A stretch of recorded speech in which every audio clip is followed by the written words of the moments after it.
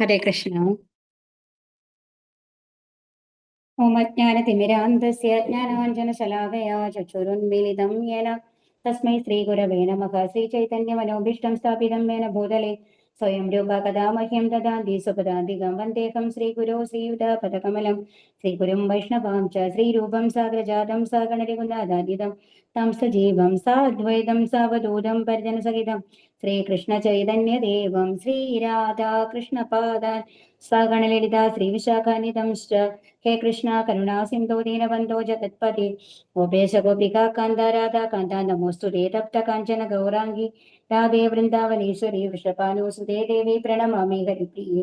പഞ്ചാകൽപതരൂപ്യശ്ച കൃപാ സിന്ധുഭ്യേവ ച പതിതാനാം പാവനേഭ്യോ വൈഷ്ണവേഭ്യോ നമോ നമഃ. നമോ വിഷ്ണുപാദായ കൃഷ്ണപ്രേഷ്ഠായ ഭൂതലേ ശ്രീമതേ ജയപതാക സ്വാമി ഇതി നാമിനെ. നമാചാര്യ പാദായ നിതായ കൃപപ്രദായിനി ഗൗരകഥാമതായ നഗരഗ്രാമതാരിണി. നമോ വിഷ്ണുപാദായ കൃഷ്ണപ്രേഷ്ഠായ ഭൂതലേ ശ്രീമതേ ഭക്തിവേദാന്ത സ്വാമി ഇതി നാമിനെ. നമസ്തേ സാരസ്വതേ ദേവി ഗൗരവാണി പ്രചാരിണി വിശേഷ ശൂന്യവാദി പാശ്ചാത്യദേശതാരിണി.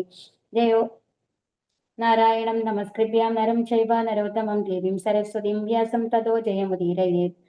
നഷ്ടപ്രായേഷു അഭദ്രേഷു നിത്യം ഭാഗവത സേവയാ ഭഗവതീർ ഉത്തമ ശ്ലോകേ ഭക്തിർഭവതി നൈഷ്ഠികീ. ജയ ശ്രീകൃഷ്ണ ചൈതന്യ പ്രഭോ നിത്യാനന്ദ ശ്രീ അദ്വൈത ഗദാധര ശ്രീവാസാദി ഗൗരഭക്തവൃന്ദ. ഹരേ കൃഷ്ണ കൃഷ്ണ കൃഷ്ണ ഹരേ ഹരേ ഹരേ രാമ രാമ രാമ ഹരേ ഹരേ. ഹരേ കൃഷ്ണ. ശ്രീരാധാ ഗോവിന്ദ് ടെമ്പിളിന്റെ കീഴിലുള്ള ഭഗവത്ഗീത പഠനത്തിലേക്ക് എല്ലാവർക്കും സ്വാഗതം. നമ്മള് ശ്ലോകം 6 മുതൽ കൊണ്ടാണ് എടുക്കുന്നത് അല്ലെ. അപ്പൊ ഇവിടെ എന്താ പറഞ്ഞത്? ശുകദേവ ഗോസ്വാമി ജനിച്ചപ്പോ തന്നെ വീട്ടിൽ നിന്ന് പോന്നു അല്ലെ. അപ്പൊ പിന്നാലെ ആരാണ് വരുന്നത്? വ്യാസ മഹർഷി വരികയാണ്, അച്ഛൻ വരുന്നു. പക്ഷെ അപ്പോഴാണ് ഒരു പൊയ്കയില് കുറച്ച് സ്ത്രീകൾ കുളിക്കുന്നത് കണ്ടത്. അപ്പൊ അവര് ഒരു വ്യത്യാസവും കാണിച്ചില്ല ആരുടെ അടുത്ത്? സുഖദേവ ഗോസ്വാമിയുടെ അടുത്ത്. എന്നാൽ വ്യാസദേവനെ കണ്ടപ്പോ എന്ത് ചെയ്തു? ഡ്രസ്സെല്ലാം ധരിച്ചുകൊണ്ട് വളരെ ഭവ്യതയോട് കൂടി നിന്നു അല്ലെ. അപ്പൊ അതാണ്. അപ്പൊ ഇവിടെ എന്താ പറയുന്നത്? ആ രണ്ടുപേരും 2 തലത്തിലാണുള്ളത്. അപ്പം ആ സ്ത്രീകളെ സംബന്ധിച്ചിടത്തോളം സുഖദേവ ഗോസ്വാമി അത്രയും നിഷ്കളങ്കനാണ്. ഒരു വ്യത്യാസമില്ല, സ്ത്രീകൾ പുരുഷന്മാർ എന്നുള്ള വ്യത്യാസം ഒന്നും അറിയാത്ത അത്രയ്ക്ക് നിഷ്കളങ്കനാണ്. അതുകൊണ്ടാണ് അവര് അദ്ദേഹത്തെ മൈൻഡ് ചെയ്യാണ്ടിരുന്നത്. എന്നാൽ വ്യാസദേവൻ വരുമ്പോഴോ അദ്ദേഹം ഗൃഹസ്ഥനാണ്. ആക്ച്വലി വ്യാസദേവന് മുക്താത്മാവാണ്. അപ്പൊ അദ്ദേഹത്തിനും ഏത് രീതിയിലും ഏതൊരു മനുഷ്യനെ മുമ്പിൽ കണ്ടു കഴിഞ്ഞാലും ഒരു വ്യത്യാസം ഉണ്ടാവാൻ പോകുന്നില്ല. എങ്കിൽ കൂടി അദ്ദേഹം അത് ഭാവിച്ചില്ല. എന്താ കാരണം? അദ്ദേഹം ഗൃഹസ്ഥനായിട്ടാണ് അപ്പൊ ഉണ്ടായിരുന്നത്. അപ്പൊ ഒരു ഗൃഹസ്ഥന് കുറെ സാമൂഹിക മര്യാദകളുണ്ട്. അപ്പൊ നമ്മൾ ഏത് റോളാണോ നമ്മൾ ചെയ്യുന്നത് ആ റോളിന് അനുസരിച്ച് നമ്മൾ പ്രവർത്തിക്കണം എന്നുള്ളതാണ് നമ്മൾ ഇതിൽ കൂടി നമ്മൾക്ക് പറഞ്ഞു തരുന്നത്. ഹരേ കൃഷ്ണ. ആ ഒരു ഗൃഹസ്ഥനായിരിക്കുമ്പോൾ ഗൃഹസ്ഥന്റെ മാരി ഉണ്ടാവണം, സന്യാസി ആയിരിക്കുമ്പോൾ സന്യാസിയുടെ മാരി ഉണ്ടായിരിക്കണം. അതിന്റെ നിയമങ്ങളെല്ലാം നമ്മൾ പാലിക്കണം എന്നുള്ളതാണ്. ശ്ലോകം 6. കഥമാലക്ഷിത പൗരൈഹി സംപ്രാപ്ത കുരുജാംഗലാൻ.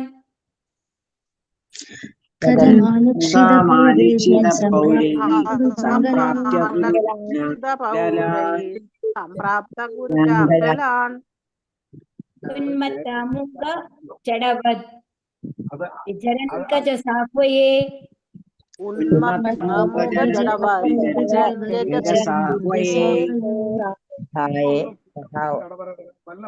ജഡവത് എന്ന് പറയുകയാണെങ്കിൽ വിചരൻ എന്ന് വായിക്കണം കേട്ടോ.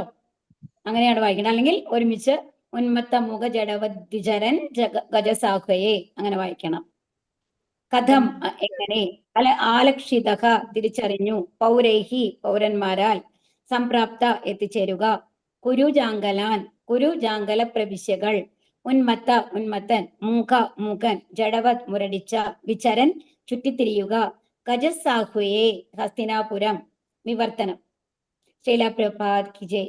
ഗുരുജാങ്കല ദേശങ്ങളിൽ സഞ്ചരിച്ച ശേഷം ഹസ്തിനാപുര നഗരത്തിൽ എത്തിച്ചേർന്നപ്പോൾ ഉന്മത്തനും മൂകനും മന്ദബുദ്ധിയുമായി കാണപ്പെട്ട അദ്ദേഹത്തെ, വ്യാസപുത്രനായ ശ്രീ ശുകദേവ ഗോസ്വാമിയെ നഗരവാസികൾ എങ്ങനെയാണ് തിരിച്ചറിഞ്ഞത്? അപ്പൊ അടുത്ത ക്വസ്റ്റ്യൻ ചോദിക്കുകയാണ്.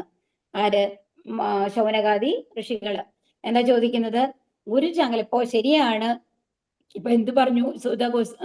സുഖദേവ ഗോസ്വാമി അച്ഛനെ വിട്ട് പോന്നു അല്ലെ, പല സ്ഥലങ്ങളിൽ ചുറ്റിത്തിരിയാണ് എന്നുള്ള ലെവലാണ് നമ്മൾ പറഞ്ഞതിന് മുമ്പത്തെ ശ്ലോകത്തില്. അപ്പൊ ഇവര് ചോദിക്കുകയാണ്, ഗുരുജാങ്കല, ജാങ്കല എന്ന് കുരുജാങ്കല, ജാങ്കല എന്ന് പറയുന്നത് നമ്മളുടെ ഇന്നത്തെ രാജസ്ഥാനാണ് കേട്ടോ. രാജസ്ഥാന്റെ നോർത്ത് സൈഡ്, ഉത്തരഭാഗങ്ങൾ. കുറെ സ്ഥലങ്ങൾ, ആ ഒരു പ്രവിശ്യയാണ് ജാങ്കരദേശം എന്ന് പറയുന്നത്. അപ്പൊ ആ ദേശങ്ങളിൽ സഞ്ചരിച്ച ശേഷം ഹസ്തിനപുരത്തിലെത്തി, ഡൽഹിയിലേക്ക് എത്തി. അന്നെല്ലാം നടന്നിട്ടാണല്ലോ യാത്ര എന്ന് പറയുന്നത്. ആര്? സുഖദേവ ഗോസ്വാമി അവിടെ എത്തിച്ചേർന്നപ്പോ ഉന്മത്തനും മൂകനും മന്ദബുദ്ധിയും. അപ്പൊ അവിടെ ഇപ്പൊ നമ്മള് സുഖദേവ ഗോസ്വാമിയെ ആദ്യമായിട്ട് കാണുന്ന ആൾക്കാർ എന്താ വിചാരിക്കുക? അയാൾക്ക് കുറച്ച് നോർമൽ അല്ല, യഥാർത്ഥ ബുദ്ധിശക്തിയല്ല അവർ കാണിക്കുന്നത്. ഉന്മത്തനായിട്ട്, മൂകനായിട്ട്, മന്ദബുദ്ധി. അതുപോലെ തന്നെ ഒരു ബുദ്ധിയും ബോധവും ഇല്ലാത്ത ആൾക്കാർ എന്ന് പറയില്ലേ, ചില ആൾക്കാരെ കണ്ടു കഴിഞ്ഞാൽ നമുക്ക് തോന്നില്ലേ, അങ്ങനത്തെ ഒരു അപ്പിയറൻസ് ആണ് ആർക്കുണ്ടായിരുന്നത്? സുഖദേവ ഗോസ്വാമിക്ക്. അദ്ദേഹത്തെ നഗരവാസികൾ എങ്ങനെയാണ് തിരിച്ചറിഞ്ഞത്? അപ്പോ നഗരവാസികൾ അങ്ങനെ സുഖദേവ ഗോസ്വാമിയെ കണ്ടു കഴിഞ്ഞിട്ട് എങ്ങനെയാണ് ട്രീറ്റ് ചെയ്തത്? എന്തായിരുന്നു അവരുടെ മനോഭാവം എന്നുള്ളതാണ് ഇവിടെ ചോദിക്കുന്നത്. ഭാവാർത്ഥം: ആദ്യമായി ഹസ്തി രാജാവിനാൽ സ്ഥാപിക്കപ്പെട്ടതിനാൽ ഇന്നത്തെ ഡൽഹി പണ്ട് ഹസ്തിനാപുരം എന്ന് അറിയപ്പെട്ടിരുന്നു. അപ്പൊ എന്താണ്? ഹസ്തിനപുരം എന്ന് പറയുന്നത് നമ്മളുടെ ഇന്നത്തെ ഡൽഹിയാണ്. അതെന്താണ്? ഹസ്തി എന്ന് പറഞ്ഞ ഒരു രാജാവാണ് ഇത്രേ ആ രാജ്യം സ്ഥാപിച്ചത്. അതുകൊണ്ടാണ് ഹസ്തിനപുരം എന്നുള്ള പേര് വന്നത്. പിതാവിന്റെ ഗൃഹം വെടിഞ്ഞ ശേഷം സുഖദേവ ഗോസ്വാമി ഒരു ഉന്മത്തനെ പോലെ ചുറ്റി സഞ്ചരിക്കുകയാൽ അദ്ദേഹത്തിന്റെ ഉദാത്തമായ സ്ഥാനത്തെ തിരിച്ചറിയുക എന്നത് നഗരവാസികൾക്ക് വളരെ പ്രയാസമായിരുന്നു. അപ്പൊ എങ്ങനെയാണ് സുഖദേവ ഗോസ്വാമിയെ കാണുമ്പോൾ നമ്മൾക്ക് ഒരു ഭ്രാന്തനെ പോലെയോ ബുദ്ധിയില്ലാത്ത ആൾക്കാരെ പോലെയോ, ഒരു പൊട്ടൻ എന്നൊക്കെ പറയില്ലേ, അങ്ങനെയാണ് തോന്നുന്നത്. അങ്ങനത്തെ തോന്നുന്ന ഒരാള് ഇത്രയും അധികം വിവരമുള്ള ഒരാളാണ്, പൂർണ്ണമായി വേദങ്ങൾ പഠിച്ച ഒരാളാണ്, ശുദ്ധഭക്തനാണ് എന്നൊന്നും നമ്മൾക്ക് കണ്ടാ തോന്നില്ല. അത് നമ്മളുടെ ഒരു എന്താ പറയാ, ഭൗതികതയിൽ മുഴുകിയ ഒരാൾക്ക് ഇങ്ങനത്തെ ഒരാളെ കണ്ടു കഴിഞ്ഞാൽ തിരിച്ചറിയാൻ ബുദ്ധിമുട്ടാണ്. കാരണം ഇങ്ങനത്തെ ഒരാളുടെ ഉള്ളിൽ ഇത്രയും വിവരം ഉണ്ടാവും. അത്രയും എന്താ പറയാ, അദ്ദേഹം ആത്മസാക്ഷാത്കാരം സിദ്ധിച്ച ഒരു സിദ്ധനാണ് എന്നൊക്കെ മനസ്സിലാക്കാനായിട്ട് സാധിക്കുക ബുദ്ധിമുട്ടാണ്. ആകയാൽ ഒരു സാധുവിനെ കാണുന്നതിലൂടെയല്ല, കേൾക്കുന്നത് വഴിയാണ് തിരിച്ചറിയുന്നത്. അപ്പൊ ഇവിടെ എന്താ പ്രഭാതം നമ്മളോട് പറയുന്നത്? ഒരാളെ കണ്ടിട്ട്, ഒരാളുടെ അപ്പിയറൻസ് അല്ല, നമ്മൾ മിന്നുന്നതെല്ലാം പൊന്നല്ല നമ്മൾ പറയാറുണ്ട് അല്ലെ, നമ്മുടെ പ്രോവർബ്, പഴഞ്ചൊല്ല് പറയാറുണ്ട്. അപ്പൊ അതുപോലെ തന്നെ ഒരാളെ കണ്ടുകൊണ്ട് നമ്മൾക്ക് ഒരിക്കലും അയാളുടെ സ്വഭാവം പറയാനായിട്ട് സാധിക്കില്ല. ഒരു സാധുവിനെ സമീപിക്കുന്നത് അദ്ദേഹത്തെ കാണാനല്ല, അദ്ദേഹത്തിൽ നിന്ന് കേൾക്കുവാൻ വേണ്ടിയാക്കണം. എസ്പെഷ്യലി ഒരു സാധുവാകുമ്പോൾ അവരൊരു സാധാരണ ഒരു കാഷായ വസ്ത്രം മാതിരി ധരിച്ചിട്ടുണ്ടാവും, ചിലപ്പോൾ കമണ്ടലും ഉണ്ടാവും കയ്യിൽ, ആരുടെ നിന്നും ഭിക്ഷ വാങ്ങി ഭക്ഷണം കഴിക്കുന്നുണ്ടാവും. അപ്പൊ അവരെ കാണുമ്പോൾ ഒരിക്കലും അവരുടെ ഉള്ളിലത്തെ ആ ജ്ഞാനം എന്താണെന്നുള്ളത് നമുക്ക് മനസ്സിലാക്കാൻ സാധിക്കില്ല അല്ലെ. അപ്പൊ എപ്പോഴും ഒരു സന്യാസിയെ നമ്മൾ എങ്ങനെയാണ് കാഴ്ച വെച്ചിട്ടല്ല ജഡ്ജ് ചെയ്യേണ്ടത്. എങ്ങനെയാണ്? അവരുടെ വായിൽ നിന്ന് വരുന്ന വാക്കുകൾ വെച്ചിട്ടാണ് എന്നാണ് പറയുന്നത്. സാധുവിന്റെ വാക്കുകൾ ശ്രവിക്കാൻ തയ്യാറല്ലാത്ത ഒരാൾക്ക് യാതൊരു നേട്ടവും ഉണ്ടാവില്ല. കാരണം അവർക്ക് അത്രയും ജ്ഞാനമുള്ളത് കൊണ്ടാണ് അവർ ഇത്രയും ലളിതമായ വേഷത്തിൽ ഇരിക്കുന്നത്. അവർക്ക് ഭൗതിക കാര്യങ്ങളിലൊന്നും ഇൻട്രസ്റ്റ് ഇല്ല. കാരണം അവർ അതിനേക്കാളും മേലെ പോയി കഴിഞ്ഞാൽ ഭഗവാനുമായിട്ട് ബന്ധപ്പെട്ടിരിക്കുന്ന ആൾക്കാരാണ് അല്ലെ. അപ്പോ സുഖദേവ ഗോസ്വാമി, അപ്പൊ സാധാരണ നമ്മൾ എന്ത് പറയും?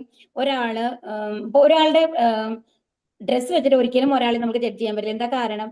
ചിലപ്പോ ഒന്നും പഠിക്കാത്ത ഒരാളായിരിക്കാം, കാണാൻ വലിയ കുഴപ്പമില്ലാത്ത ഒരാള് നല്ല വില പിടിച്ച ഒരു കോട്ടും സൂട്ടും ഒക്കെ ഇടിപ്പിച്ച് അയാളെ നാലാൾക്കാരുടെ മുമ്പിൽ കൊണ്ട് നിർത്തി കഴിഞ്ഞു കഴിഞ്ഞാല് നമ്മൾ എന്താ നോക്കുക? അയാൾ നോക്കുമ്പോൾ, ഓ, നല്ല വിലയുടെ ഡ്രസ്സൊക്കെയാണ് ഇട്ടിരിക്കുന്നത്, അപ്പൊ ഏതൊരു വലിയ കുടുംബത്തിലെ ഒരാളാണ്, നല്ല എഡ്യൂക്കേറ്റഡ് ആണ്, അങ്ങനത്തെ ഒരു ഇംപ്രഷനാണ് അത് ഉണ്ടാക്കുക.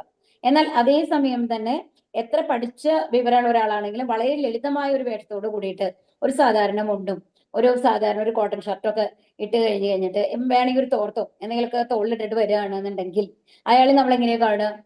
ഇത് ഏതോ ഒരാള് നല്ല ലെവലിൽ നമ്മൾ വില കൊടുക്കില്ല അല്ലെ. പക്ഷെ ശരിക്കും പറഞ്ഞു കഴിഞ്ഞാല് ഈ അപ്പിയറൻസ് വെച്ച് കഴിഞ്ഞിട്ട് ഒരാളെ നമുക്ക് ജഡ്ജ് ചെയ്യാൻ പറ്റുമോ? അപ്പൊ ആദ്യത്തെ ആ കോട്ടുവിട്ട ആളെ കൊണ്ട് നമ്മൾ എന്തെങ്കിലും ഒരു വിഷയം അയാളോട് ചോദിച്ചു കഴിഞ്ഞിട്ട് എന്താണ് നിങ്ങൾക്ക് അറിയോ, എന്താണ് എന്നുള്ളത് ഒരു മറുപടി തരൂ എന്ന് ചോദിക്കുമ്പോഴാണ്, അയാൾ വായ തുറക്കുമ്പോഴാണ് ശരിക്കും അയാളുടെ ലെവൽ നമുക്ക് മനസ്സിലാവുക. കാരണം നമ്മൾ പ്രാക്ടീസ് ചെയ്ത അത്രയും കാലം നമ്മൾ വളർന്ന സാഹചര്യത്തിനനുസരിച്ചുള്ള ഒരു ഭാഷ മാത്രമാണ് നമുക്ക് സംസാരിക്കാനായിട്ട് സാധിക്കുക. വാക്കുകളാണ് നമ്മൾക്ക്, വൊക്കാബുലറിയാണ് നമ്മൾക്ക് വരിക.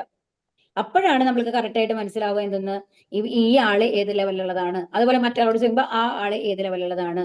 അപ്പോ അപ്പിയറൻസിനേക്കാളും വാക്കുകൾ എന്ന് പറയുന്നത് ഒരാളുടെ ഏറ്റവും ഇമ്പോർട്ടന്റ് ആണ്. വാക്കുകൾ കൊണ്ട് അയാളുടെ കൾച്ചർ നമ്മൾക്ക് മനസ്സിലാക്കാനായിട്ട് സാധിക്കും എന്നുള്ളതാണ്. സാധുവിന്റെ വാക്കുകൾ ശ്രവിക്കാൻ, അതുകൊണ്ടാണ് ഇവിടെ പറയുന്നത്, സാധുവിന്റെ വാക്കുകൾ ശ്രവിക്കാൻ തയ്യാറല്ലാത്ത ഒരാൾക്ക് യാതൊരു നേട്ടവും ഉണ്ടാവില്ല. ഭഗവാന്റെ അതീന്ദ്രിയ ലീലകളെ കുറിച്ച് സംസാരിക്കാൻ തക്ക കഴിവുള്ള ഒരു സാധുവായിരുന്നു ശ്രീ ശുകദേവ ഗോസ്വാമി. സാമാന്യ ജനങ്ങളുടെ തോന്നലുകളെ അദ്ദേഹം തൃപ്തിപ്പെടുത്തിയിരുന്നില്ല. അതാണ്. അപ്പൊ സാധാരണ ആൾക്കാർക്ക് എന്താ തോന്നുന്നത്? ഇയാളൊരു പൊട്ടനാണ് എന്നാണ്. പക്ഷെ യഥാർത്ഥത്തിലോ ശ്രീമദ് ഭാഗവത വിഷയം വർണ്ണന ചെയ്തപ്പോഴാണ് അദ്ദേഹത്തെ തിരിച്ചറിഞ്ഞത്. അപ്പൊ ഇവരൊക്കെ ഭാഗവതം കേൾക്കാൻ വന്നിരുന്നത് ഭാഗവതം കേൾക്കുമ്പോഴാണ് മനസ്സിലാവുന്നത് ഇത്രയും മഹാനായ ഒരു വ്യക്തിയായിരുന്നു സുഖദേവ ഗോസ്വാമി എന്നുള്ളത്. അല്ലാതെ മാന്ത്രികനെ പോലെ യാതൊരു ചെപ്പടി വിദ്യയും പ്രവർത്തിപ്പിക്കാൻ അദ്ദേഹം ഒരിക്കലും ഉദ്യമിച്ചില്ല. അതുപോലെ ഇപ്പൊ ബാക്കിയുള്ളവരൊക്കെ പൊട്ടനായിട്ടാണ് എന്നെ വിചാരിക്കുന്നത്. അതുകൊണ്ട് അവരൊക്കെ ഒരു ഇംപ്രഷൻ വരുത്താൻ വേണ്ടിയിട്ട് ഞാൻ എന്താണ് വായുവിൽ നിന്ന് എന്തെങ്കിലും പ്രത്യേക സാധനങ്ങൾ വരുത്തി അവർക്ക് കൊടുക്കാം, എന്തെങ്കിലും സ്വർണമോ എന്തെങ്കിലുമൊക്കെ വാങ്ങി, അങ്ങനെയൊന്നും അവർ ശ്രമിച്ചിരുന്നില്ല എന്നാണ് പറയുന്നത്. പ്രത്യക്ഷത്തിൽ മന്ദബുദ്ധിയും മൂകനും മായ ഉന്മത്തനെ പോലെ കാണപ്പെട്ടുവെങ്കിലും വാസ്തവത്തിൽ ഏറ്റവും ഉന്നതമായ അതീന്ദ്രിയ വ്യക്തിത്വമാണ് അദ്ദേഹത്തിൻ്റെത്. അതുമല്ല, അദ്ദേഹം മൂകനെ പോലെയാണ് ഉണ്ടായിരുന്നത്. കാരണം എന്താണ്, ഒരിക്കലും മായയിൽ പെടാനായിട്ട് സുഖദേവ ഗോസ്വാമി ആഗ്രഹിച്ചിരുന്നില്ല. അതുകൊണ്ട് ആരോടും ഒരു സമ്പർക്കവും സുഖദേവ ഗോസ്വാമി വെച്ചിരുന്നില്ല, സംസാരിക്കാനും പോവാറില്ല. അതാണ് മനസ്സിലാക്കേണ്ടത്. അതുകൊണ്ട് തന്നെ അയാളെ പറ്റിയിട്ട് നമ്മൾ സംസാരിക്കുമ്പോഴല്ലേ ഒരാളെ പറ്റിയിട്ട്, ഒരാളുടെ വീട്ടുകാര്യങ്ങളെ പറ്റിയിട്ടും അവരെങ്ങനത്തെ കാര്യങ്ങളാണ് ആളാണെന്നുള്ളതൊക്കെ നമ്മൾക്ക് അറിയുക. സംസാരിക്കാതിരിക്കുന്ന ഒരാളെ പറ്റിയിട്ട് നമുക്ക് എന്തെങ്കിലും ഐഡിയ എടുക്കാനായിട്ട് പറ്റുമോ? ഇല്ല. അപ്പൊ പക്ഷേ എന്താണ് പറയുന്നത്, അദ്ദേഹത്തിന്റെ അത്രയും ഉന്നതമായ അതീന്ദ്രിയ വ്യക്തിത്വമാണ് സുഖദേവ ഗോസ്വാമിയുടെ എന്നാണ് ഇവിടെ പറയുന്നത്. ശ്ലോകം 7. കഥം വാ പാണ്ഡവേയസ്യ രാജർഷേർമുനിനാ സഹ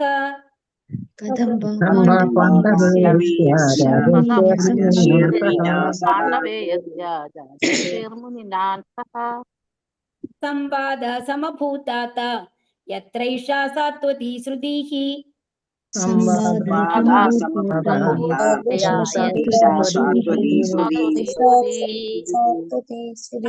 അത് എപ്രകാരമാവുന്നു? വാ കൂടാതെ, പാണ്ഡവേയസ്യ പാണ്ഡുവംശജന്റെ, പരീക്ഷിത് രാജർഷിയുടെ, മുനീന മുനിയുമായി, സഹ കൂടെ, സംവാദം, സമഭൂത് സംഭവിച്ചു, താത അലയോ വത്സ, യത്ര എവിടെ, ഏഷ ഇതുപോലെ, സാത്വതി അതീന്ദ്രിയമായ, ശ്രുതി വേദസാരം. ഹരേ കൃഷ്ണ. വിവർത്തനം. ശ്രീല പ്രഭുപാദ് കി ജയ്. മഹാരാജാവ് പരീക്ഷിത്ത് ഈ ശ്രേഷ്ഠ സാധുവിനെ കണ്ടുമുട്ടിയതും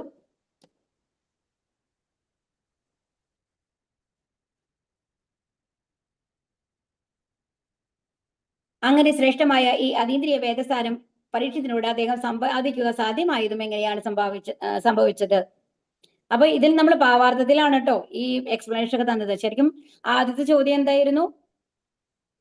ഹസ്തിനപുരത്തിൽ വെച്ചിട്ട് ആരാണ് സുഖദേവ ഗോസ്വാമിയെ കണ്ടപ്പോ അവിടുത്തെ ആൾക്കാർ എങ്ങനെയാണ് പ്രതികരിച്ചത് എന്നുള്ളതാണ് ആദ്യത്തെ ചോദ്യം. ഇപ്പൊ നമ്മൾ ചോദിച്ചത്. ഈ രണ്ടാമത്തെ ചോദ്യം അവർ ചോദിക്കുകയാണ്, എന്താണ്, എങ്ങനെയാണ് ഈ പരീക്ഷിത്ത് മഹാരാജാവിനോട് സുഖദേവ ഗോസ്വാമി ഭാഗവതം പറയാനുള്ള സാഹചര്യം എന്തായിരുന്നു എന്നുള്ളതാണ് അടുത്ത ചോദ്യം. ഭാവാർത്ഥം. ശ്രീല പ്രഭുപാദ് കി ജയ്. ശ്രീമദ് ഭാഗവതത്തെ വേദസാരമായി ഇവിടെ പ്രസ്താവിച്ചിരിക്കുന്നു. അപ്പൊ എല്ലാ വേദങ്ങളുടെയും സത്താണ് എന്ത്, ഭാഗവതം എന്ന് പറയുന്നത്. അത് സാഹിത്യ രൂപത്തിലുള്ള ഭഗവാനാണ് എന്ന് പറഞ്ഞു അല്ലെ ഇതിനു മുമ്പ് തന്നെ. അനധികൃതരായ വ്യക്തികൾ ചിലപ്പോഴൊക്കെ കരുതുന്നത് പോലെ ഭാഗവതം ഒരു കാൽപ്പനിക കഥയല്ല. ഇപ്പൊ നമ്മൾ കുറെ പുരാണങ്ങളൊക്കെ പറയും അല്ലെ, അപ്പൊ നമ്മള് നിറയെ പേര് അതിനോട് എന്താ പറയാറുണ്ട്, ഇതൊക്കെ ആരൊക്കെയോ ഇങ്ങനെ ഏതൊക്കെയോ കാലത്തെ പറ്റിയിട്ട് അങ്ങനെ കഥകളായിട്ട് എഴുതി വെച്ചിരിക്കുന്നതാണ് എന്നുള്ളത് പറയും. അങ്ങനെയാണ് വെച്ചിരിക്കുന്നത്. പക്ഷെ അങ്ങനെയല്ല, ഇത് കാൽപ്പനിക കഥയല്ല, ഇതെല്ലാം യഥാർത്ഥത്തിൽ നടന്നതാണ് എന്നാണ് ഇവിടെ പറയുന്നത്.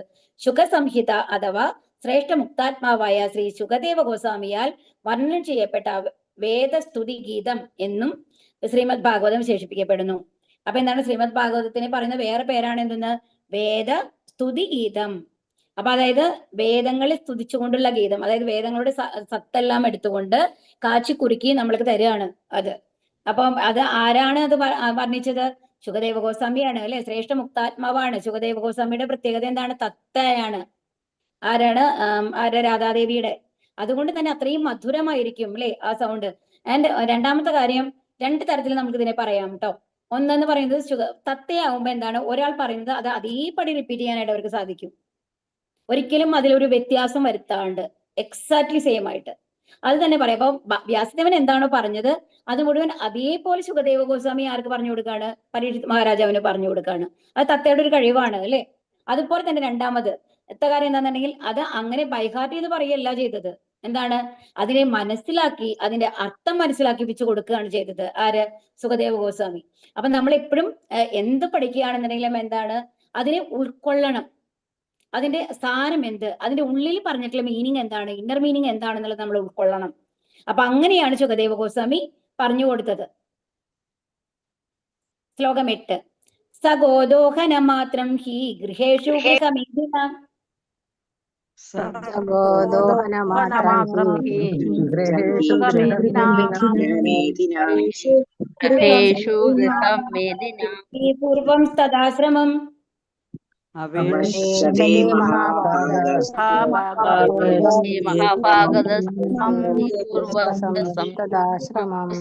തദാശ്രമം. അദ്ദേഹം ശുകദേവ ഗോസ്വാമി ഗോദോഹന മാത്രം പശുവിനെ കറക്കുന്നതിന് ആവശ്യമായ സമയം മാത്രം ഹി നിശ്ചയമായും ഗൃഹേഷു ഭവനത്തിൽ ഗൃഹമേദിനാം കുടുംബസ്ഥരുടെ അപേക്ഷതെ കാത്തു നിൽക്കുക മഹാഭാഗ്യവാനായ തീർത്ഥയാത്ര കുർവൻ പരിവർത്തനം ഉണ്ടാക്കുക തത് ആശ്രമം ആ വസതി. ഇവിടെ എന്താ പറയുന്നത്? വിവർത്തനം ശിലാപ്രപാദ്ജി. ഒരു പശുവിനെ കറക്കുന്നിടത്തോളം നേരം മാത്രമേ അദ്ദേഹം ഒരു കുടുംബസ്ഥന്റെ പടിവാതിൽക്കൽ കാത്തു നിൽക്കുക പതിവുള്ളൂ. ആ ഗൃഹത്തെ പാവനമാക്കാൻ മാത്രമാണ് അദ്ദേഹം ഇപ്രകാരം ചെയ്യുന്നത്. അപ്പൊ ഇവിടെ എന്താ പറയുന്നത്? ശുകദേവ ഗോസ്വാമിയെ പറ്റി തന്നെയാണ് കേട്ടോ വീണ്ടും പറയുന്നത്. സാധാരണ എന്താണ് ഈ സന്യാസിമാരെന്ന് പറയുമ്പോ സന്യാസിയാണ് അല്ലെ ശുകദേവ ഗോസ്വാമി. അപ്പൊ ആ രീതിയിൽ നമ്മൾ പല തരത്തിലുള്ള 4 തരത്തിലുള്ള ആൾക്കാരെ പറ്റി പറയും. ഒന്ന് കുടീച്ചക്ക, രണ്ടാമത് ബഹൂതക്ക, മൂന്നാമത് പരിവ്രജകാചാര്യ, നാലാമത്തെ പരമഹംസ. ശരിക്കും പരമഹംസ ലെവലിലാണ് ഉള്ളത്. പക്ഷേ പരിവ്രജകാചാര്യ എന്നുള്ള റോളാണ് ആര് സുഖദേവ ഗോസ്വാമി എടുത്തിരുന്നത്. കാരണം തനിക്കറിഞ്ഞ വേദജ്ഞാനം മറ്റുള്ളവർക്ക് പകർന്നു കൊടുക്കുക എന്നുള്ള ആ ഒരു ലെവൽ വരുമ്പോഴാണ് ആ സന്യാസത്തിന് പരിവ്രജക ആചാര്യ എന്ന് പറയുന്നത്. കുടിച്ചക്ക എന്ന് പറയുന്നത് നമ്മൾ ഭൗതിക ബന്ധനങ്ങളെല്ലാം മാറ്റിക്കൊണ്ട് ഒരു റിനൗൺസിയേഷൻ, അതായത് ഭഗവാന് വേണ്ടി സമർപ്പിച്ചുള്ള ഒരു ലൈഫ് നയിക്കാൻ തുടങ്ങുക എന്നുള്ളതാണ് കുടിച്ചക്ക എന്ന് പറയുന്നത്. ആ സമയത്ത് അവരെ ഭക്ഷണം എന്നൊക്കെ പറയുന്നത് വീട്ടിൽ നിന്ന് ഭക്ഷണം കഴിക്കാം, അതായത് ഭാര്യയോ അമ്മയോ ആരെങ്കിലും. പക്ഷെ അവരുമായിട്ട് മറ്റു ബന്ധങ്ങളൊന്നും അവർ പുലർത്തുന്നുണ്ടാവില്ല. ബട്ട് എന്നാലും ഭക്ഷണം വീട്ടിൽ നിന്ന് കഴിക്കാം എന്നുള്ള ആ ഒരു ലെവലൊക്കെ ഉണ്ടാവും. അടുത്ത ലെവൽ വരുമ്പോൾ ബഹുതക്ക എന്ന് പറയുമ്പോൾ എന്താ ഉണ്ടാവുന്നത്? അവര് വന്നതിനെ എല്ലാം ഉപേക്ഷിച്ചുകൊണ്ട് മറ്റു ഭിക്ഷ അയച്ചുകൊണ്ട് ഭക്ഷണം കഴിക്കുക എന്നുള്ളതാണ്. ഒരു വീടിനോടും അവർക്ക് അറ്റാച്ച്മെന്റ് ഉണ്ടാവില്ല. അതും ഒരു ദിവസം പോയ വീട്ടിലല്ല അടുത്ത ദിവസം പോവുക. അപ്പൊ ആ ഡിറ്റാച്ച്മെന്റ് ആണ് അവിടെ കൊണ്ടുവരേണ്ടത്, ഏതിനോടും ബന്ധമില്ല എന്നുള്ളത്. അപ്പോ അത് കഴിഞ്ഞിട്ട് അടുത്ത ലെവൽ വരുന്നതാണ് പരിവ്രജകാചാര്യ എന്ന് പറയുമ്പോഴാണ് അവർ ബഹുതക്ക ലെവലിൽ ഭിക്ഷാടനം ചെയ്ത് തന്നെയാണ് അവർ ജീവിക്കുന്നുണ്ടാവുക. പക്ഷെ എന്താ ചെയ്യുന്നുണ്ടാവുക? അതോടൊപ്പം വേദജ്ഞാനം മറ്റുള്ളവർക്ക് പറഞ്ഞു കൊടുക്കുക എന്നുള്ളതായിരിക്കും അവരുടെ ലക്ഷ്യം എന്ന് പറയുന്നത്. പ്രീച്ചിങ് എന്നുള്ളത് വരുന്നത് പരിവ്രജകാചാര്യ. അതുകൊണ്ടാണ് പ്രഭുപാദ പരിവ്രജകാചാര്യ എന്നാണ് പറയുക. കാരണം അദ്ദേഹത്തിന്റെ ലൈഫ് മുഴുവൻ എന്തിനു വേണ്ടിയിട്ടാണ്? ഇതിനെ പറ്റിയിട്ട് കൃഷ്ണാവബോധം എല്ലാവർക്കും വരുത്താൻ വേണ്ടിയിട്ടാണ് ശ്രമിച്ചുകൊണ്ടിരുന്നത് അല്ലെ. അതുകൊണ്ട് അത് കഴിഞ്ഞ അടുത്ത ലെവലാണ് പരമഹംസ ലെവൽ എന്ന് പറയുമ്പോൾ ഈ ഒരു ലെവൽ കഴിഞ്ഞിട്ട് ആ ഒരു അവസാന സ്റ്റേജ് ഉണ്ടാവുമല്ലോ, ആ ലാസ്റ്റ് സ്റ്റേജിൽ എല്ലാം ഭഗവാന് വേണ്ടി സമർപ്പിച്ചുകൊണ്ട് ധ്യാനിക്കുക എന്നുള്ള ലെവലിലാണ് പരമഹംസ. അപ്പൊ അവർക്കെന്ന് പറയുമ്പോൾ വിശപ്പില്ല, ദാഹില്ല, അവർ ഭക്ഷണം കഴിക്കൂല, ആ ഒരു ലെവലിലേക്ക് എത്തിയിട്ടുണ്ടാവും എന്നുള്ളതാണ്. അപ്പൊ ഇവിടെ എന്താ പറയുന്നത്? ഇവിടെ ശുകദേവ ഗോസ്വാമി എന്താണ് ചെയ്യുന്നത്? എല്ലാ ദിവസവും ഭിക്ഷ യാചിക്കുക എന്ന് പറഞ്ഞാൽ എങ്ങനെയാ ചെയ്യുക? ഒരു വീട്ടിൽ പോയിട്ട് പശുവിനെ കറക്കുന്ന സമയം മാത്രം അവിടെ നിൽക്കും. അവിടെ നിന്ന് കഴിഞ്ഞിട്ട് അത് രാവിലെ 6 മണി ആ സമയത്തൊക്കെ എന്നിട്ട് ഒരു കുമ്പിൾ പാല് അവരിൽ നിന്ന് സ്വീകരിക്കും. ആ പാല് മാത്രമാണ് സുഖദേവ ഗോസ്വാമിയുടെ ഒരു ദിവസത്തെ ഭക്ഷണം. വേറെ ഒന്നും കഴിക്കില്ല അന്നത്തെ ദിവസം. ഇനി അഥവാ ഏതെങ്കിലും വീട്ടിൽ പോയിട്ട് പശുവിനെ കറന്നു കഴിയുമ്പോൾ ചിലപ്പോൾ ലേറ്റ് ആയി, അവിടെ നിന്ന് കിട്ടിയില്ല പാല് എന്നുണ്ടെങ്കിൽ അന്നത്തെ ദിവസം അദ്ദേഹം ഭക്ഷണം കഴിക്കില്ല. ആ ഒരു ലെവലിലാണ് ഉണ്ടായിരുന്നത്. അപ്പൊ എന്തിനു വേണ്ടിയിട്ടാണ് സുഖദേവ് ഗോസ്വാമി വന്നത്? ശുദ്ധഭക്തനായുള്ള സുഖദേവ് ഗോസ്വാമി ഒരു വീടിന്റെ ഉള്ളിൽ വന്നു കഴിഞ്ഞു കഴിഞ്ഞാല് അദ്ദേഹത്തിന്റെ ഭക്തി അവർക്ക് കൊടുക്കുകയാണ്. ആ പാല് സ്വീകരിക്കുന്നതോടുകൂടി അവരും ഭക്തരായി മാറും എന്നുള്ളതാണ്. അപ്പൊ എന്തുകൊണ്ട് ആ ഭവനത്തെ പാവനമാക്കാൻ വേണ്ടിയിട്ടാണ് അദ്ദേഹം എന്ത് ചെയ്തിരുന്നത്? ഓരോ വീടുകളിലും പോയിരുന്നപ്പോ അവരുടെ അനുഗ്രഹമാണ് പാല് കൊടുക്കുക എന്നുള്ളത്. ഞങ്ങളല്ലേ പാല് കൊടുത്തെന്നുള്ളതല്ല, ആ സുഖദേവ ഗോസ്വാമിയുടെ അനുഗ്രഹം ആ വീടിന് ലഭിച്ചു എന്നുള്ളതാണ് പാല് അവർ കൊടുക്കുമ്പോ എന്നുള്ളതാണ് ഭാവാർത്ഥം. ശ്രീലപ്രപാദ് കി ജയ്. ശ്രീ സുഖദേവ ഗോസ്വാമി പരീക്ഷിത് മഹാരാജാവിനെ കണ്ടുമുട്ടുകയും ശ്രീമദ് ഭാഗവതം വിശദീകരിച്ചു കൊടുക്കുകയും ചെയ്തു. അരമണിക്കൂറിൽ കൂടുതൽ ഗോവിനെ കറക്കുന്ന നേരം സമയം ഒരു ഗൃഹസ്ഥന്റെയും വസതിയിൽ തങ്ങുന്ന പതിവ് അദ്ദേഹത്തിന് ഇല്ലായിരുന്നു. ഭാഗ്യവാനായ ആ ഗൃഹസ്ഥന്റെ പക്കത്തിൽ നിന്ന് അദ്ദേഹം ഭിക്ഷ മാത്രം സ്വീകരിക്കും. തന്റെ മംഗളകരമായ സാന്നിധ്യത്താൽ ആ ഗൃഹത്തെ പവിത്രീകരിക്കുവാൻ വേണ്ടിയായിരുന്നു അത്. മനസ്സിലാവുന്നുണ്ടോ? ശുദ്ധഭക്തനാണ് അല്ലെ. ആ ശുദ്ധഭക്തന്റെ ഒരു കാലടി വെച്ചു കഴിഞ്ഞാൽ തന്നെ ആ ഭവനം ശുദ്ധമാവും എന്നുള്ളതാണ്. ഭക്തി വരും അവർക്ക്. ആകയാൽ ശ്രീ ശുകദേവ ഗോസ്വാമി അതീന്ദ്രിയ തലത്തിൽ നിലയുറച്ച ഒരു ഉത്തമ മാതൃകാ പ്രചാരകനാണ്. അതാണ് പരിവ്രജകാചാര്യനാണ്. പരിത്യാഗ ജീവിതക്രമം സ്വീകരിച്ച് ഭഗവത് സന്ദേശം പ്രചാരം ചെയ്യുക എന്ന ദൗത്യത്തിനായി സമർപ്പിതരായവർ അദ്ദേഹത്തിന്റെ പ്രവൃത്തികളിൽ നിന്ന് പഠിക്കേണ്ടത് എന്തെന്നാൽ കുടുംബസ്ഥരെ അതീന്ദ്രിയ ജ്ഞാനത്തിൽ പ്രബുദ്ധരാക്കുക എന്നതൊഴികെ അവരുമായി തങ്ങൾക്ക് മറ്റൊരു ഇടപാടുമില്ല എന്നുള്ളതാണ്. അപ്പൊ എന്താണ് സുഖദേവ് ഗോസ്വാമി എന്തിനാ പറയുന്നത്? ഭഗവത് സന്ദേശം അവർക്ക് എത്തിക്കാൻ വേണ്ടിയിട്ട്. ആ ഭഗവത് സന്ദേശം, അപ്പൊ ഈ പാല് കറക്കുന്ന സമയം മുഴുവൻ അവിടുത്തെ ആളോട് എന്താ പറയുക? ഭഗവാനെ കുറിച്ച് പറയും, ഭഗവാന്റെ ലീലകളെ കുറിച്ച് പറയും. അതാണ് ചെയ്യുന്നത്. ആ ഭഗവത് സന്ദേശം അവരിൽ പ്രചരിപ്പിക്കുക എന്നുള്ളത് ദൗത്യത്തിന് വേണ്ടിയിട്ട് വീടുകളിൽ പോകുന്നു എന്നുള്ളത് ഒഴിച്ചാൽ ആക്ച്വലി അത് പാലിന് വേണ്ടിയിട്ടല്ല, ഭഗവത് സന്ദേശം പ്രചരിപ്പിക്കാൻ വേണ്ടിയിട്ടുള്ള ഒരു മാർഗം മാത്രമായിട്ടാണ് സുഖദേവ് ഗോസ്വാമി അതിനെ കണ്ടത് എന്നുള്ളതാണ്. ഭഗവത് സന്ദേശം പ്രചാരം ചെയ്യുക എന്ന ദൗത്യത്തിനായി സമർപ്പിതരായവർ അദ്ദേഹത്തിന്റെ പ്രവൃത്തികളിൽ നിന്ന് പഠിക്കേണ്ടത് എന്തെന്നാൽ കുടുംബസ്ഥരെ അതീന്ദ്രിയ ജ്ഞാനത്തിൽ പ്രബുദ്ധരാക്കുക എന്നതൊഴികെ അവരുമായി തങ്ങൾക്ക് മറ്റൊരു ഇടപാടുമില്ല എന്നതാണ്. ഗൃഹസ്ഥനിൽ നിന്നും അപ്രകാരം ഭിക്ഷ യാചിക്കുന്നത് തന്റെ ഭവനത്തെ പവിത്രമാക്കാൻ ഉദ്ദേശിച്ചായിരിക്കണം. പരിത്യാഗ ജീവിതത്തിലുള്ള ഒരാൾ ഒരു കുടുംബത്തിന്റെ ലൗകിക സമ്പത്തിന്റെ വശ്യതയിൽ പ്രലോഭിതനായി ലൗകികരായ വ്യക്തികളുടെ പാദസേവകർ ആയിത്തീരരുത്. പരിത്യാഗ ജീവിതത്തിലുള്ള വ്യക്തി ഇപ്രകാരം പ്രവർത്തിക്കുന്നത് വിഷപാനം ചെയ്യുന്നതിനേക്കാളും ആത്മഹത്യ ചെയ്യുന്നതിനേക്കാളും അത്യധികം ആപത്കരമാണ്. അപ്പൊ അവർ സന്യാസ ജീവിതത്തിൽ വന്ന ആൾക്കാരാണ് അല്ലെ ഇങ്ങനെ പ്രചരിപ്പിക്കുന്നത്.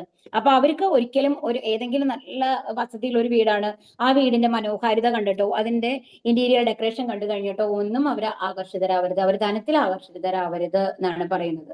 അവരുടെ ലക്ഷ്യം എന്തായിരിക്കണം? ഈ വീട്ടിൽ വന്നു കഴിഞ്ഞിട്ട് ഭഗവാന്റെ സാന്നിധ്യം ഉണ്ടാവണം, അവർ ഭഗവത് ഭക്തരാക്കണം. ഇത് മാത്രമായിരിക്കണം അവർ ഓരോ വീടുകളിലും ഭിക്ഷയ്ക്ക് പോകുമ്പോഴുള്ള ലക്ഷ്യം എന്ന് പറയുന്നത്. വേറെ ഒരു ലക്ഷ്യവും അവർക്ക് ഉണ്ടാവരുത്. എന്നാൽ ചില സമയത്ത് അവര് വളരെ ഭക്തിയോട് കൂടിയിട്ട് സൽക്കരിക്കുമ്പോൾ അപ്പൊ നമ്മൾക്ക് തോന്നുകയാണ് നാളെ ഇവിടെ തന്നെ വരാം, മറ്റന്നാളും ഇവിടെ തന്നെ വരാം. അങ്ങനത്തെ ഒരു ബന്ധം നമ്മൾ സ്ഥാപിക്കരുത്. അതാണ് അവരുടെ പാദസേവകരായി തീരരുത് എന്നാണ് ഇവിടെ പറയുന്നത്. അതെന്തിനു തുല്യമാണ്? നമ്മൾ വിഷം കുടിക്കുന്നതിനേക്കാളും മോശമാണ് അവസ്ഥ, ആത്മഹത്യ ചെയ്യുന്നതിനേക്കാളും മോശമാണത് എന്നുള്ളതാണ് ഇവിടെ പറയുന്നത്. ശ്ലോകം 9.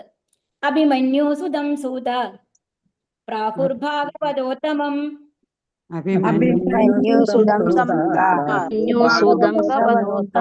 ഭാഗവതോത്തമം ജന്മമഹാശ്ചര്യം കർമാണി ചാഗൃണീഹി നഃ.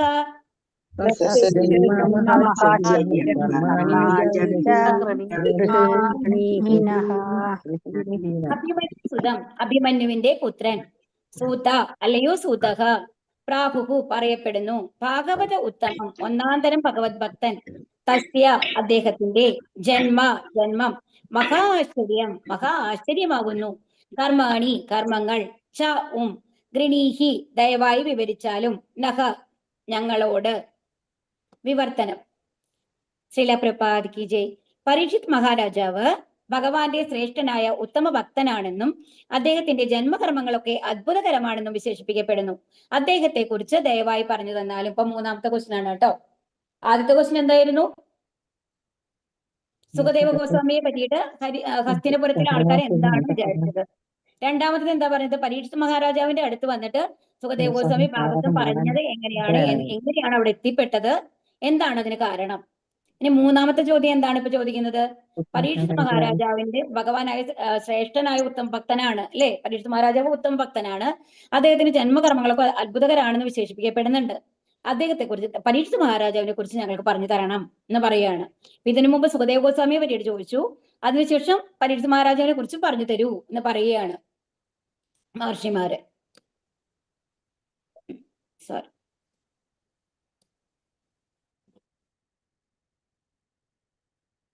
ഓക്കെ. അങ്ങനെ ശ്രേഷ്ഠമായ ഈ അതീന്ദ്രിയ വേദസാരം ഭാഗവതം അടുത്ത ചോദ്യത്തിന്റെ അടുത്ത ഭാഗമാണ് കേട്ടോ. അങ്ങനെ ശ്രേഷ്ഠമായ ഈ അതീന്ദ്രിയ വേദസാര ഭാഗവതം പരീക്ഷത്തിനോട് അദ്ദേഹം സമ്പാദിക്കുക സാധ്യമായത് എങ്ങനെയാണ് സംഭവിച്ചത്? അപ്പൊ എങ്ങനെയാണ് ഈ ഭാഗവതം അദ്ദേഹത്തിനോട് സംസാരിക്കാൻ പറ്റിയത് എന്ന് ചോദിക്കുകയാണ്. ഭാവാർത്ഥം. ശ്രീല പ്രഭുപാദ് കി ജയ്. ശ്രീമദ് ഭാഗവതത്തെ അല്ല, ഇത് തന്നെയല്ലേ കറക്റ്റ് അല്ലേ പറയുന്നത് നമ്മള്? അല്ലല്ലോ അല്ലെ, തെറ്റിപ്പോയേ. 9 അല്ലേ നമ്മൾ പറഞ്ഞത്? ഓക്കെ, 10 ആണ് അല്ലേ. ഭാവാർത്ഥം. ശ്രീല പ്രഭുപാദ് കി ജയ്. മഹാരാജാവ് പരീക്ഷത്തിന്റെ ജനനം മഹാ അത്ഭുതമാണ്. കാരണം മാതൃഗർഭത്തിൽ അദ്ദേഹം പുരുഷ ഭഗവാൻ ശ്രീകൃഷ്ണനാൽ സംരക്ഷിക്കപ്പെട്ടിരിക്കുന്നു. ഒരു ഗോവിനെ വധിക്കാനുള്ള ഉദ്യമത്തിൽ ഏർപ്പെട്ടിരിക്കുന്ന കലിയെ അദ്ദേഹം കഠിനമായി സാധിച്ചു. അപ്പൊ ഏറ്റവും ആദ്യം തന്നെ എന്തുകൊണ്ടാണ് പരീക്ഷിത് മഹാരാജാവിന്റെ ജനനം മഹാ അത്ഭുതമാണെന്ന് പറയുന്നത്? മഹാഭാരത യുദ്ധം കഴിയുന്ന അവസരത്തില് എന്ത് ചെയ്യുന്നുണ്ട്? പാണ്ഡവരെ വേരോടെ നശിപ്പിക്കണം എന്നുള്ള ഉദ്ദേശത്തോട് കൂടിയിട്ട് ദ്രോണാചാര്യരുടെ മകനായിട്ടുള്ള അശ്വത്ഥാമാവ് എന്ത് ചെയ്യുന്നു? ഉത്തരയുടെ ഉത്തരയുടെ ഗർഭത്തിലേക്ക് ബ്രഹ്മാസ്ത്രം പ്രയോഗിക്കുകയാണ് ചെയ്യുന്നത്. അപ്പൊ ഉത്തര ക്ക് മനസ്സിലാവുന്നുണ്ട് അല്ലെ, നേരെ ബ്രഹ്മാസ്ത്രം വന്നുകൊണ്ടിരിക്കുകയാണ്. ഉടനെ കൈ ഉയർത്തിക്കൊണ്ട് പാഹി പാഹി മൂന്നാന്ന് പറഞ്ഞു കഴിഞ്ഞിട്ട് ഭഗവാനെ പ്രാർത്ഥിക്കുകയാണ്. ഉത്തര എന്നെ രക്ഷിക്കണം, അങ്ങല്ലാതെ എനിക്ക് എന്റെ രക്ഷയ്ക്കായിട്ട് വേറെ ആരും ഇല്ല എന്ന് പറഞ്ഞുകൊണ്ട് പ്രാർത്ഥിക്കുകയാണ്. അപ്പൊ ഉടനെ എന്ത് ചെയ്യുന്നു? ഭഗവാൻ ഒരു ചെറുവിരലിന്റെ വലുപ്പത്തില്, അതായത് ഒരു തമ്പിന്റെ, നമ്മുടെ തള്ളവിരലിന്റെ വലുപ്പത്തില് ഉത്തരയുടെ ഗർഭത്തിൽ പ്രവേശിക്കുകയാണ്. എന്നിട്ട് ആ ബ്രഹ്മാസ്ത്രത്തിൽ നിന്നും ആ കുട്ടിയെ, ഗർഭസ്ഥ ശിശുവിനെ രക്ഷിക്കുകയാണ് ചെയ്യുന്നത്. അപ്പൊ തന്റെ അമ്മയുടെ ഗർഭത്തിൽ ഇരുന്നു കൊണ്ട് തന്നെ പരീക്ഷിത് മഹാരാജാവ് ആരെ കണ്ടിട്ടുണ്ട്? ഭഗവാനെ കണ്ടിട്ടുണ്ട്. ആ ഭഗവാനാണ് രക്ഷിച്ചത് അല്ലെ ബ്രഹ്മാസ്ത്രത്തിൽ നിന്ന്. അപ്പൊ അതിനുശേഷം പരീക്ഷിത് മഹാരാജാവ് ജനിച്ചു കഴിഞ്ഞപ്പോ ആ ഓർമ്മ അപ്പോഴും നിൽക്കുന്നുണ്ടായിരുന്നു എന്നാണ് പറയുന്നത്. എന്നിട്ട് ഇങ്ങനെ എല്ലാം സൂക്ഷിച്ച് നോക്കുകയായിരുന്നു, എവിടെയാണ് ഭഗവാൻ, എവിടെയാണ് ഭഗവാൻ എന്ന്. അതുകൊണ്ടാണ് ആ പരീക്ഷത്ത് എന്നുള്ള പേര് വെച്ചത് എന്നാണ് പറയുന്നത്. ആ ജനിച്ച ഉടനെ കുട്ടി ഭഗവാനെ സെർച്ച് ചെയ്യായിരുന്നു അത്ര എല്ലാവരിലും, എവിടെയാണ് ഭഗവാൻ. ആ ഉള്ളിൽ കണ്ട ഒരു രൂപം അപ്പോഴും ആ മനസ്സിലുണ്ടായിരുന്നു. അപ്പൊ അത്രയും ദിവ്യമായിട്ടുള്ള ഭഗവാനെ കണ്ടുകൊണ്ടുള്ള ഒരു ജനനം എന്ന് പറയുന്നത് എത്ര ഭാഗ്യാണ് അല്ലെ. അപ്പൊ ഒന്ന് ആലോചിച്ച് നോക്കൂ. അപ്പൊ അതുകൊണ്ട് മഹാത്ഭുതമാണ് പരീക്ഷത്തിന്റെ മഹാജനം. അത് തന്നെയല്ല, ഏത് തലമുറയിലാണ് വന്നിട്ടുള്ളത്? പാണ്ഡവരെന്ന് പറയുന്നത് അത്രയും ശ്രേഷ്ഠമായ കുലമഹിമയുള്ള ആൾക്കാരാണ് അല്ലെ. അതുപോലെ തന്നെ അർജുനനെ നമ്മൾക്കറിയാം, അത് അർജുനെ പോലെ വില്ലാളി വീരൻ ആരുമില്ല. അതുപോലെ ഭഗവാൻ കൃഷ്ണന്റെ ഉത്തമ സുഹൃത്താണ് അല്ലെ. ഏറ്റവും നല്ല സുഹൃത്ത് എന്ന് പറഞ്ഞാൽ അർജുനൻ തന്നെയാണ്. എപ്പോഴും സന്തത സഹചാരിയായിട്ടുണ്ടായിരുന്നത് അർജുനനാണ് അല്ലെ. അങ്ങനത്തെ ഒരു അർജുനന്റെ മകനായിട്ട് ജനിച്ച അഭിമന്യുവിന്റെ മകനായിട്ട് ജനിക്കാനുള്ള ഒരു ഭാഗ്യം. അഭിമന്യു അത്രയും വില്ലാളി വീരനായിരുന്നു അല്ലെ. അപ്പൊ എല്ലാം കൊണ്ടും പരീക്ഷത്തിന്റെ ജനനം എന്ന് പറയുന്നത് മഹാ അത്ഭുതമാണ്. ഇനി എന്താണ്? ഒരു ഗോവിനെ വധിക്കാനുള്ള ഉദ്യമത്തിൽ ഏർപ്പെട്ടിരുന്ന കലിയെ അദ്ദേഹം കഠിനമായി ശാസിച്ചു. അപ്പൊ എന്താണ്, ഒരു തവണ പരീക്ഷിത് മഹാരാജാവ് കാട്ടിലേക്ക് വരുമ്പോഴാണ് എന്താണ്, ഒരു ഗോവിനെ, അതായത് പശുവിനെ വന്നു കഴിഞ്ഞിട്ട് അടിച്ചടിച്ചുകൊണ്ടിരിക്കുകയായിരിക്കും കലി വന്നിട്ട്. കലിയുടെ രൂപം വേഷപ്രച്ഛന്നനായിട്ടാണ് ഉണ്ടാവുക. അതിന് 3 കാലും ഒടിഞ്ഞ ലെവലിലാണ് ഉണ്ടാവുക, ഒരു കാല് മാത്രമാണ് ഉണ്ടാവുക ആ അവസ്ഥയില്. അപ്പൊ വന്നു കഴിഞ്ഞിട്ട് കലിയെ കൊല്ലാൻ പോവുകയാണ്. അപ്പൊ കലി വന്നു കഴിഞ്ഞിട്ട് പിന്നെ പരീക്ഷിത് മഹാരാജാവിന്റെ അടുത്ത് അഭയം തേടാണ്. അങ്ങയുടെ രാജ്യത്തേക്ക് ഞാൻ പ്രവേശിക്കണില്ല, പക്ഷെ എനിക്കും നിലനിൽക്കണല്ലോ, അപ്പൊ അതുകൊണ്ട് ഏതെങ്കിലും കുറച്ച് സ്ഥലങ്ങൾ എനിക്ക് തരണം ജീവിക്കാനായിട്ട് എന്ന് പറയുമ്പോഴാണ് ഈ 4 കാര്യങ്ങൾ നമ്മൾ പറയും നമ്മൾ ചെയ്യരുതെന്ന് അല്ലെ. ഏതൊക്കെയാണ്? മാംസാഹാരം കഴിക്കരുത്, അതുപോലെ രക്തപദാർത്ഥങ്ങൾ ഉപയോഗിക്കരുത്, ചൂത് അങ്ങനത്തെ ഇതൊന്നും ചെയ്യാൻ പാടില്ല, അവിഹിത ബന്ധം ഉണ്ടാവാൻ പാടില്ല. അപ്പൊ ഇങ്ങനത്തെ സ്ഥലങ്ങളിലൊക്കെയാണ് കലി ഉണ്ടാവുക. അതോടൊപ്പം കലിയുടെ റിക്വസ്റ്റ് മൂലം വീണ്ടും കൊടുത്തതാണ് ഇത്, സ്വർണ്ണമൊക്കെ ഉണ്ടാവുമല്ലോ, സ്വർണം സ്ത്രീ അങ്ങനത്തെ ആ ഒരു ഇത് വരുന്നുണ്ടല്ലോ. അപ്പൊ ആ ഒരു സ്വർണത്തിലും ആണ് കലി ഉണ്ടാവുക എന്നുള്ളത്. അങ്ങനെ ഒരു അനുഗ്രഹം കൊടുത്തിട്ട് കൊല്ലാതെ വിടുകയാണ് ചെയ്യുന്നത് അദ്ദേഹത്തിന്റെ കാരുണ്യം മൂലം. ആകയാൽ അദ്ദേഹത്തിന്റെ കർമ്മങ്ങളും മഹാശ്ചര്യങ്ങളാണ്. പശുക്കളെ കൊല്ലുക എന്നാൽ മാനവ സംസ്കാരത്തെ സമാപ്തമാക്കുക എന്നതാണ്. പാപങ്ങളുടെ മഹാപ്രതിനിധിയാൽ കൊല്ലപ്പെടുന്നതിൽ നിന്നും ഗോവിനെ സംരക്ഷിക്കുവാൻ അദ്ദേഹം ആഗ്രഹിച്ചു. മരണം മുൻകൂട്ടി അറിയുകയാൽ അദ്ദേഹത്തിന്റെ മരണവും അതിശയകരമാകുന്നു. ഏതൊരു മർത്യനും അത് ആശ്ചര്യകരം തന്നെയാണ്. അതുപോലെ തന്നെയാണ് അവസാനം വരുന്നത് അല്ലെ. അപ്പൊ എന്താ ചെയ്യുന്നത്? ശമീക മഹർഷിയുടെ അവിടെ ചെല്ലുമ്പോ എന്താണ്, ദാഹം സഹിക്കാൻ പറ്റാതെയാണ് അവിടെ പോകുന്നത്. അത് കഴിഞ്ഞിട്ട് എന്ത് ചെയ്യുന്നു? അപ്പൊ ദേഷ്യം സഹിക്കാൻ പറ്റാണ്ട് തന്നെ മൈൻഡ് ചെയ്യുന്നില്ല. അപ്പൊ പർപ്പസ് ആയിട്ട് ചെയ്യാന്നാണ് പരീക്ഷിത് മഹാരാജാവ് വിചാരിക്കുന്നത്. ഇത്രയും ധ്യാനത്തിലാണ് മുനി എന്നുള്ളത് മനസ്സിലാക്കുന്നില്ല. മേ ബി അദ്ദേഹത്തിന്റെ, അപ്പൊ ശരിക്കും പറയുന്നതാണ് വെച്ചാൽ ആ സ്വർണ്ണ കിരീടം വെച്ചിട്ടുണ്ടായിരുന്നു, അതുകൊണ്ടാണ് കലി ബാധിച്ചത് എന്നും പറയൂട്ടോ പരീക്ഷിത് മഹാരാജാവിന്. അപ്പോഴാണ് ചത്ത പാമ്പിനെ എടുത്തിട്ട് അദ്ദേഹത്തിന്റെ കഴുത്തിലിടുന്നത്. ഇത് അറിഞ്ഞ മകനാണ്, ശൃംഗിയാണ് ആര് ശപിക്കുന്നത്? അപ്പൊ ഇത്രയും മഹാഋഷിയായ എന്റെ അച്ഛനെ, ബ്രാഹ്മണനായിട്ടുള്ള, ശുദ്ധ ബ്രാഹ്മണനായിട്ടുള്ള എന്റെ അച്ഛനെ ഇങ്ങനെ ഇൻസൾട്ട് ചെയ്തുകൊണ്ട് നിങ്ങൾക്കും ഒരു കർഷകന്റെ കടിയേറ്റ് നിങ്ങൾ മരിക്കട്ടെ 7 ദിവസത്തില് എന്നുള്ളതാണ് ആര് ചെയ്യുന്നത്? ശൃംഗി ചെയ്യുന്നത് അല്ലെ. അപ്പൊ എന്താ പറയുന്നത്? പാപങ്ങളുടെ, അപ്പൊ ഇവിടെ എന്താ പറയുന്നത്? പശുക്കളെ കൊല്ലുക എന്നാൽ മാനവ സംസ്കാരത്തെ, പാപങ്ങളുടെ മഹാപ്രതിനിധിയാൽ കൊല്ലപ്പെടുന്നതിൽ നിന്നും ഗോവിനെ സംരക്ഷിക്കുവാൻ അദ്ദേഹം ആഗ്രഹിച്ചു. മരണം മുൻകൂട്ടി അറിഞ്ഞു അല്ലെ. അതുകൊണ്ട് 7 ദിവസത്തിലാണ്. നമ്മൾക്കറിയോ എപ്പോഴാണ് നമ്മുടെ മരണം വരണത്? ഇല്ല. അതും പരീക്ഷിത് മഹാരാജാവിനെ സംബന്ധിച്ച് ഒരു അനുഗ്രഹമായിരുന്നു. കാരണം 7 ദിവസത്തിൽ മരിക്കുന്നുള്ളത് അദ്ദേഹം അറിഞ്ഞു. അപ്പൊ അതുകൊണ്ട് അത് പ്ലാൻ ചെയ്യാൻ പറ്റി അല്ലെ. അദ്ദേഹത്തിന്റെ മരണവും അതിശയകരമാകുന്നു.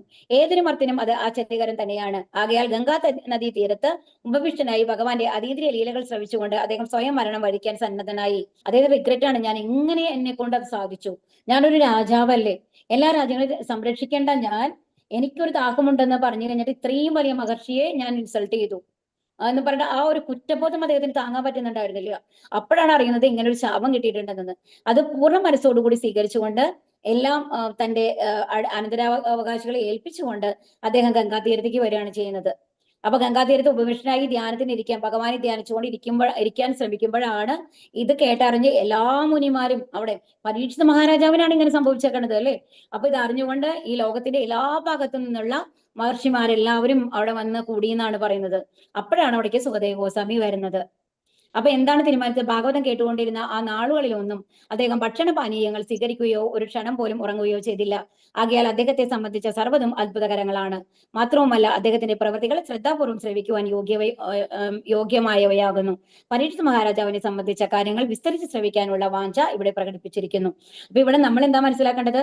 ആ പരീക്ഷിത് മഹാരാജാവ് ദാഹം സഹിക്കാണ്ട് വന്ന പരീക്ഷിത് മഹാരാജാവ് അതിനുശേഷം ഭാഗവതം ശ്രവിക്കുമ്പോ ഈ 7 ദിവസവും ജലപാനവും ഒന്നുമേ ചെയ്തിട്ടില്ല എന്നുള്ളതാണ് ഇവിടെ പറയുന്നത്. ഒരു ക്ഷണം പോലും ഉറങ്ങുക പോലും ചെയ്തിട്ടില്ല. അപ്പൊ എങ്ങനെ കൺട്രോൾ കിട്ടി? ഒന്നാലോചിച്ച് നോക്കൂ. അതാണ് ഭാഗവതത്തിന്റെ മഹത്വം. ഭഗവാനെ കുറിച്ചുള്ള ചരിതങ്ങൾ പൂർണ്ണ മനസ്സോട് കൂടിയിട്ട് നമ്മൾ കേൾക്കുകയാണെന്നുണ്ടെങ്കിൽ നമ്മൾ ഈ ദേഹത്തിനോടുള്ള ആഗ്രഹം പൂർണ്ണമായിട്ട് നമ്മൾക്ക് പോവും. ദാഹമോ വിശപ്പോ ഒന്നും അറിയില്ലാത്ത ഒരവസ്ഥയിലേക്ക് പൂർണ്ണമായും ഭഗവത് ഭക്തിയിൽ നമ്മൾ മുഴുകും എന്നുള്ളതാണ് നമ്മൾക്ക് ഇത് ഇവിടെ മനസ്സിലാക്കി തരുന്നത്. ഹരേ കൃഷ്ണ. ഒരു ശ്ലോകത്തിന്റെ വിവർത്തനം കൂടി വരയ്ക്കും, നമുക്ക് വായിച്ചിട്ട് നിർത്താട്ടോ. അടുത്ത ശ്ലോകം, ശ്ലോകം 10. സ സമ്രാട് കസ്യ വാ ഹേതോഹോ ബാണ്ഡുനാം മാനവർദ്ധനഃ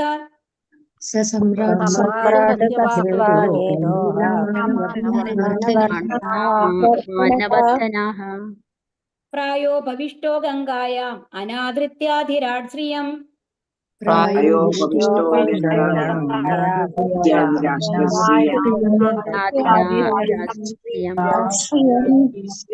സഹ അദ്ദേഹം സമ്രാട് ചക്രവർത്തി കസ്യ എന്തിനു വേണ്ടി, വ അഥവാ ഹേതോഹോ ഹേതു, പാണ്ഡൂന പാണ്ഡുപുത്രരുടെ, മാനവർദ്ധന കുടുംബത്തെ സമ്പുഷ്ടമാക്കുന്ന, പ്രായ ഉപവിഷ്ടക ഉപവസിച്ചുകൊണ്ട് ഉപവിഷ്ടനായി, ഗംഗായാം ഗംഗാനദി തീരത്ത്, അനാദൃത്യ അവഗണിക്കുക, അതിരാൾ കൈവരിച്ച സാമ്രാജ്യം, പ്രിയം ഐശ്വര്യം. വിവർത്തനം ശ്രീല പ്രഭുപാദ് ജയ്. അദ്ദേഹം ഒരു ശ്രേഷ്ഠനായ ചക്രവർത്തിയും താൻ കൈവരിച്ച സാമ്രാജ്യത്തിലെ എല്ലാ ഐശ്വര്യങ്ങളുടെയും അധിപതിയുമായിരുന്നു. പാണ്ഡുവംശത്തിന്റെ യശസ് ഉയർത്തും വിധം മഹാനായിരുന്നു അദ്ദേഹം. അങ്ങനെയുള്ള അദ്ദേഹം സർവ്വതും ഉപേക്ഷിച്ച് ഗംഗാതീരത്തിൽ ഉപവിഷ്ടനായി മരണം വരെ ഉപവസിച്ചത് എന്തുകൊണ്ടാണ്? ഇനി അടുത്ത ചോദ്യമാണ് അല്ലെ. അദ്ദേഹം ഒരു ചക്രവർത്തിയാണ്, അതുപോലെ പ്രായമൊന്നും ആയിട്ടില്ല, എല്ലാ ഐശ്വര്യങ്ങളും ഉണ്ട്, വളരെ ചെറുപ്പമാണ്. വംശത്തിന്റെ യശസ് ഉയർത്തും വിധം മഹാനായിരുന്നു. കലിയെ പോലും ആ രാജ്യത്ത് പ്രവേശിക്കാൻ വിട്ടിട്ടില്ല അല്ലെ. അങ്ങനെയുള്ള ഒരാള് എന്തുകൊണ്ടാണ് എല്ലാം ഉപേക്ഷിച്ചോടെ ഗംഗാതീരത്ത് വന്ന് മരണം വരെ ഉപവസിച്ചത്? ഇത് അടുത്ത ചോദ്യമാണ് കേട്ടോ. ഹരേ കൃഷ്ണ. നമുക്ക് അടുത്ത ക്ലാസ്സിൽ ഇതിന്റെ ബാക്കിയുള്ള നോക്കാം.